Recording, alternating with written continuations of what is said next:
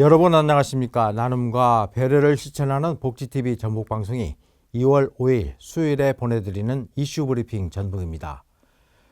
글로벌 무역 갈등이 격화할 경우 올해 한국의 실질 국내 총생산 성장률이 1%대 중반까지 하락할 수 있다는 우려가 제기됐습니다. 한국은행은 비상계엄 사태로 인한 국내 정치 불확실성에다 미국의 관세 인상까지 악재가 겹치며 한국 경제 성장 전망이 나날이 어두워질 것으로 내다봤습니다. 한국은행은 또 리스크 확대 등으로 금융시장 불안이 가중될 가능성도 있다고 분석했습니다. 엎친 데 겹친다, 설상가상이라는 말이 떠오르는 요즘입니다. 모두가 힘을 합쳐도 이 난국을 헤쳐나가기 힘든데 탄핵 정국과 정치권의 이전 투구를 지켜보는 국민들만 힘든 것 같습니다.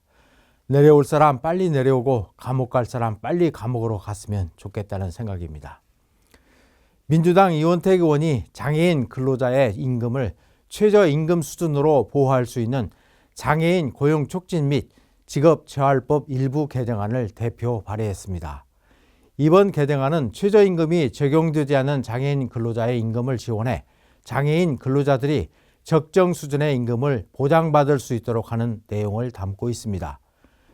현행 최저임금법에서는 정신장애나 신체장애로 근로 능력이 현저히 낮은 사람에 대해 최저임금 효력을 적용하지 않고 있습니다. 전북을 떠난 청년 10명 가운데 4명은 직업 때문인 것으로 조사됐습니다.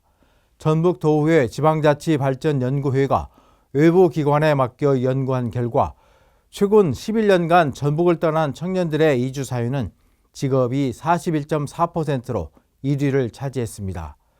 결혼이나 분가 등 가족 문제는 25.5%, 주택 문제가 14.5%로 뒤를 이었습니다. 전북을 떠난 청년들의 정착지는 경기와 서울 등 수도권이 가장 많았고 충남이 3위로 집계됐습니다. 전주시가 드론 스포츠 복합센터에서 오는 9월 마지막 주에 제1회 드론 축구 월드컵 대회를 나흘 동안 열기로 했습니다. 전주시는 32개 나라에서 2천여 명의 선수단과 응원단이 참여하는 규모로 월드컵을 치른다는 계획입니다. 하지만 지금까지 참가 의사를 밝힌 나라는 드론협회가 구성되어 있는 19개 나라밖에 되지 않아 참가국 수 확보가 대회 성공의 관건으로 떠오르고 있습니다. 농촌진흥청이 수확량이 많고 병해에 강한 신품종 참깨 영웅을 개발해 올해 1,400kg을 보급합니다. 신품종 영웅은 시바르당 수확량이 158kg으로 기존 품종보다 28% 많은 수확량을 보이고 있습니다. 또한 역병이나 시드름병, 입마름병 등 병해에도 강해 안정적인 재배가 가능하다는 게 농촌진흥청의 설명입니다. 장수근이 농림축산식품부가 공모한 청년 농촌 보금자리 조성 사업에 선정돼 국도비 65억 원을 포함해 100억 원을 투입합니다. 장수군은 2027년까지 장숲 노하리 일대 16,000제곱미터의 귀농 귀촌 청년들을 위한 공공임대주택 30가구를 조성할 계획입니다.